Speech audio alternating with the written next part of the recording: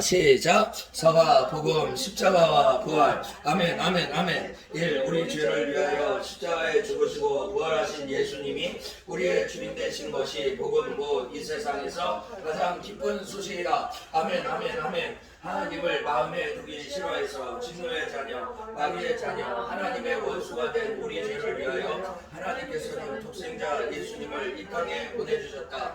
예수님께서 십자가에서 죽으시고 부활하셔서 우리의 모든 죄를 다 담당해 주시고 우리의 주인 되신 것이 복음 곧 이 세상에서 가장 기쁜 소식이다. 아멘 아멘 아멘. 고린도전서 15장 3절 4절.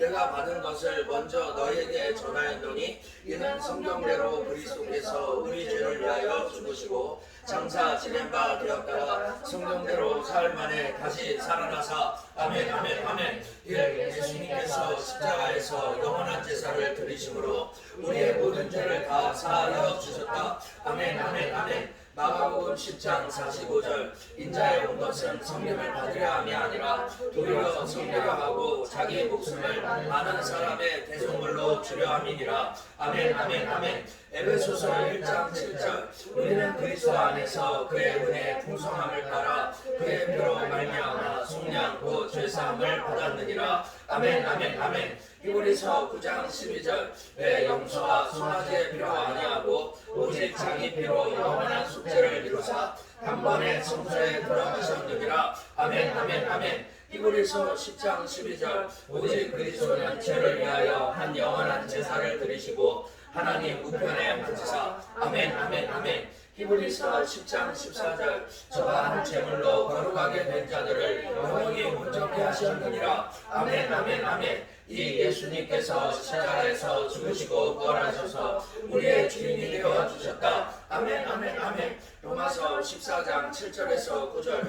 우리 중에 누구든지 자기를 위하여 사는 자도 없고 자기를 위하여 죽는 자도 없도다. 우리가 살아도 주를 위하여 살고 죽어도 주를 위하여 죽나니 그러므로 사나 죽으나 우리가 주의 것이로라. 이를 위하여 그리스도께서 죽었다가 다시 살으셨으니 곧 죽은 자와 산 자의 주가 되려 하심이라. 아멘 아멘 아멘. 참 예수님의 부활은 우리의 모든 죄를 다 사하여 주시고 우리를 의롭다 하신 증거이다. 아멘 아멘 아멘. 고린도전서 15장 17절. 그리스도께서 다시 사신 것이 없으면 너희의 믿음도 헛되고 너희가 여전히 죄 가운데 있을 것이요. 아멘 아멘 아멘. 로마서 4장 25절. 예수는 우리 범죄함을 위하여 내어 죽이 되고 또한 우리를 의롭다 하심을 위하여 살아가셨느니라. 아멘 아멘 아멘. 예수님께서는 십자가에서 단번에 영원한 제사를 드리심으로 말미암아 모든 사람의 죄를 감당하여 주셨다.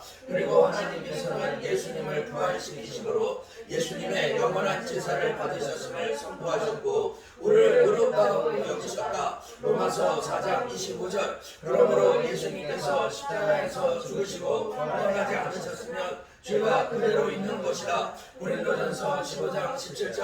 아멘 아멘 아멘. 우리 죄를 위하여 십자가에 죽으시고 부활하신 예수님이 우리의 주인 되신 것은 이 세상에서 가장 기쁜 소식 즉 복음이다. 이 복음의 능력은 죄를 회개하고 예수님을 주인으로 믿는 자들에게 적용된다. 아멘 아멘 아멘. 복음은 성경대로 죽으시고 성경대로 부활하신 예수 그리스도. 아멘 아멘 아멘. 춘천한방교회 김성모 목사. 사도 바울은 자신이 전한 복음은 사도들로부터 전승 고린도전서 15장 1절에 된 것으로 성경대로 죽으시고 성경대로 부활하신 예수 그리스도라고 선포하고 있다. 고린도전서 15장 3절 4절. 복음의 핵심은 십자가와 부활이다. 고린도전서 15장 3절 4절은 초대교회를 세운 복음의 원형이며 유대인의 관습에 따라 한 글자도 빠짐없이 도전 전승된 복음의 핵심 메시지이다. 그런데 이미 초대교회 때부터 예수 그리스도의 십자가와 부활을 부정하는 세력들이 있었다. 갈라디아서 3장 1절은 어리석도다 갈라디아 사람들아 예수 그리스도께서 십자가에 못 박히신 것이 너희 눈앞에 밝히 보이거늘 누가 너희를 깨우냐고 말씀하고 있다. 구원받는 것은 그리스도의 십자가뿐만 아니라 율법의 행위도 있어야 한다고 주장하는 자들에게 바울은 이렇게 선포하였다. 내가 하나님의 은혜를 행하지 아니하노니 만일 그렇게 되는 것이 율법으로 말미암으면 그리스도께서 헛되이 죽으셨느니라. 갈라디아서 2장 21절. 이처럼 십자가를 부정하고 믿지 않는 것은 결국 복음을 부정하는 것이며 예수 그리스도를 부정하는 것이다. 그리고 고린도전서 15장 12절은 그리스도께서 죽은 자 가운데서 다시 살아나셨다 전파되었거늘 너희 중에서 어떤 이들은 어찌하여 죽은 자 가운데서 부활이 없다 하느냐고 말씀하고 있다. 예수 그리스도의 부활을 직접 목격한 증인들이 대가가 살아있는 초대교회 당시에도 복음의 핵심인 예수 그리스도의 부활을 부정하는 사람들이 있었다. 이처럼 부활을 부정하고 믿지 않는 것은 결국 복음을 부정하는 것이며 예수 그리스도를 부정하는 것이다. 복음은 십자가이다. 왜냐하면 십자가에서 예수 그리스도의 피로 한 번에 영원한 제사를 드리심으로 말미암아 모든 사람의 죄를 담당하여 주셨기 때문이다. 십자가 없는 구원은 없다. 동시에 복음은 부활이다. 하나님께서는 예수 그리스도께서 십자가에서 자신의 피로 드리신 영원한 제사를 받으셨음을 부활로 온 세상 가운데 선포하시고 우리를 의롭다고 하셨다. 로마서 4장 25절. 이렇게 복음의 힘인 십자가와 부활은 결코 분리시킬 수 없다. 부활은 십자가의 죽음을 전제한 것이며 십자가는 부활을 전제한 것으로 동전의 양면과도 같은 것이다. 따라서 십자가와 부활은 둘 중에 어떤 것이 더 크거나 중요하다는 비교의 대상이 절대 아니며